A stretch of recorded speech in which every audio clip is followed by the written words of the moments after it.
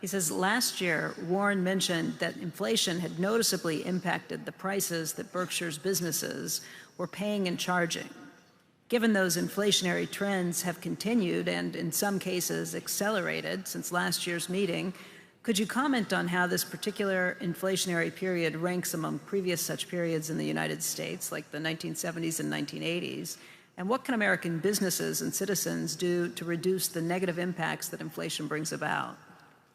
Well, we've sort of attacked what you do yourself.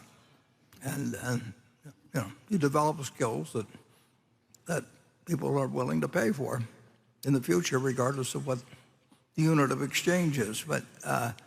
But in terms of inflation in our own businesses, it's extraordinary how much we've seen. I think you interviewed Herb Lumpkin at the Furniture Mart, and for 2 years, the prices have just kept coming in higher for these things, and we sell them for higher prices, and people have more money than they've had before, and they like to buy. And there's certain things they can't buy. It's like during World War II, you had a lot of money created, and people couldn't buy cars, and they couldn't buy refrigerators, and they couldn't even buy as much sugar or coffee or things as they wanted. They had little stamps and gasoline and all kinds of things. Well, eventually, if you get a lot of money in people's hands and you don't have very many goods, prices go up. Now, you can do all kinds of things to try and talk it down. And of course, inflation is never the same. Nothing in economics is the same the second time after it happens than the first, because the first affects people's attitudes in the second, and their attitudes always influence the activity itself. I mean, it is an interesting phenomenon. People write a textbook, and they write it based on the last experience, and people read the textbook so they behave differently next time, and then they wonder why they're getting a different result than they got the time before. So anyway, we have sent out lots and lots and lots. When I say we, I mean the United States government. The government has set out lots of money to people. And at some point, the money can't be worth as much as it was when there was less money out.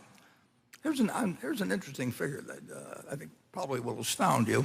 Sounds me anyway.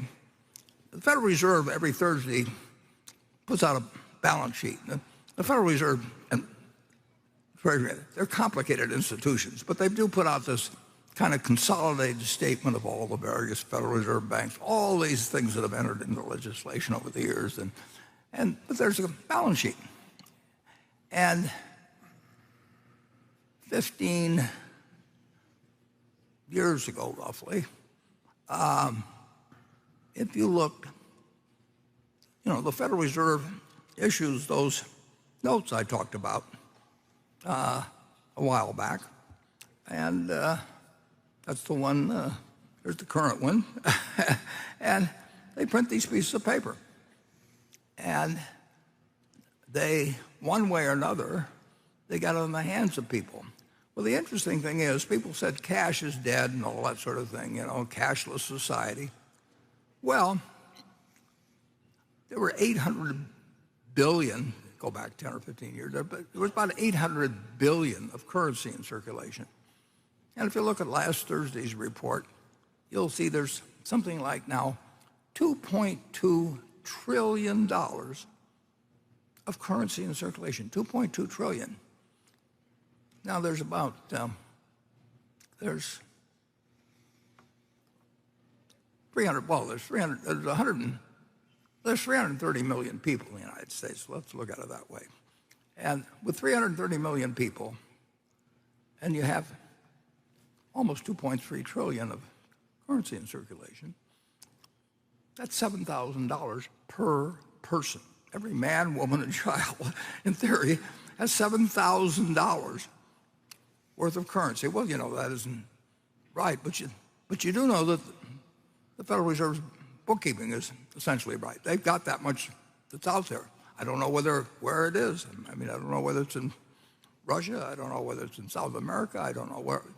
I don't know whether Charlie's got it all. I mean, it's a staggering sum. Cash is dead, and yet we, on average, have $7,000 for every person in the United States. Now,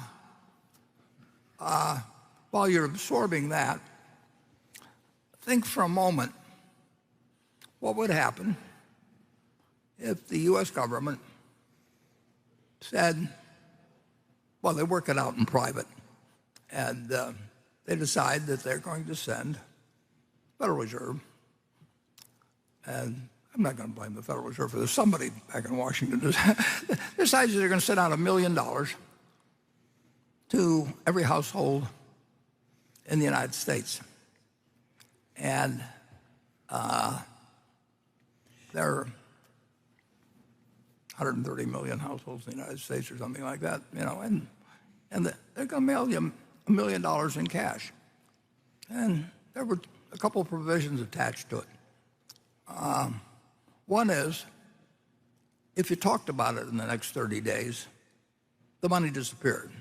So it was like in one of those old TV shows or something, and poof, disappears.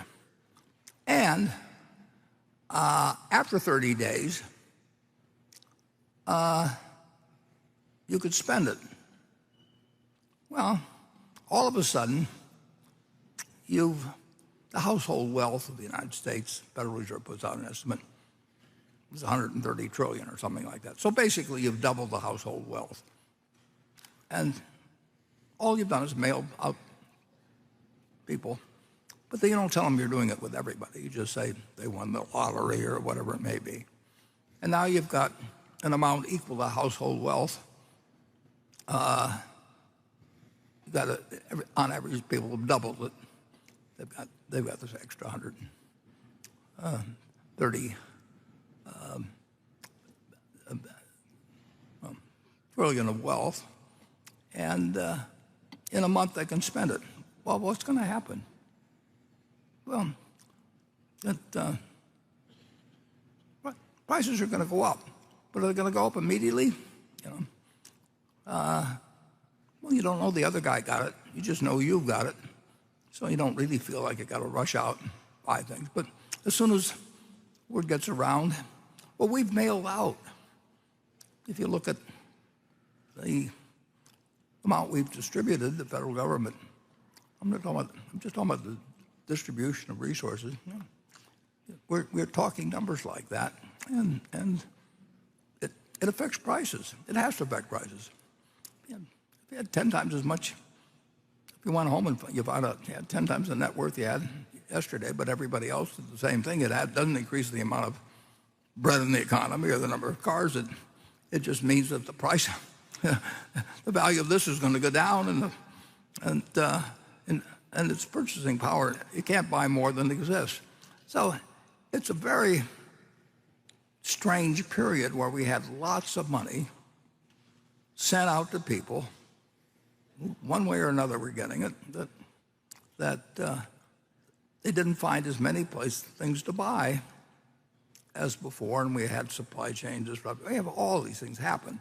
But the end of it is they go out to the Nebraska Furniture Mart and they just start buying things. And they do it with our other companies. And they do it in very peculiar ways. And now they're buying, one thing, jewelry stores were, generally speaking, not a very good business. And 2 years ago, every landlord that had a jewelry store or multiple jewelry stores in their mall, was wondering how they were going to get their rent. And now every jewelry store virtually is doing incredibly better than they ever dreamt, with way less inventory, because people just come in and buy. And they don't wait for sales. When they walk in the store, they're going to walk out and they're going to have bought something, and they pay for it. They got the money. So we are seeing an unleashing of the fact that we've just mailed a lot of money to people, one way or another. It's very indirect. It all gets complicated when we talk about a big system, but this is what's happened. And I will guarantee you that if we mail out $1 million to every household in the United States tonight, and you don't know that it's happened, you don't really expect much to happen in behavior tomorrow. But somehow, at some point, and then if you start doing it every month, we'll say, and people really know you're doing it, then they start anticipating it and buying ahead of time and forward. I mean, there's a million things that happen in economics. But the answer is we've had a lot of inflation, and it was almost impossible not to have if you're going to mail out the kind of money we've mailed out. And it's probably a good thing we did it. In fact, I think there was one point when the Federal Reserve, which in effect creates the money, if they hadn't done it, your lives would be a lot worse, a whole lot worse now. And that was an important decision. And that's the way that's why you've had inflation. And heaven knows, I mean, it could end. You can throw the country into recession. You can do all kinds of things. The country's going to have recessions, incidentally, and it's going to have depressions periodically. And things will happen differently. And you'll read a newspaper today, and you'll wonder a year from now, why was I reading the newspaper a year ago? I mean, it's just the way it works. When I bought the first stock in 1942, did I know everything that was going to happen afterwards? Of course not. I didn't know a damn thing. But I just needed to have one idea, and that idea wasn't really well formed. It was just probably the way practically every kid felt about the country when we just gone into a war. We thought America was going to win, and America was going to win then. It was going to win just generally, and savings bonds were paying 2.9%. I learned that because we bought them. They called them war bonds originally, and they called them defense bonds, and they called them savings bonds, but they were the same thing. And you print loads of money, and money is going to be worth less. Not worthless. I got in trouble doing that one time with CNBC because I said it was going to be worth separately less, but got contracted down to worthless. So it took me a few years to learn to separate those words somehow. Anyway, that's everything I know about economics and more, and Charlie can probably improve on it. Well, it happened on a scale this time we'd never seen before.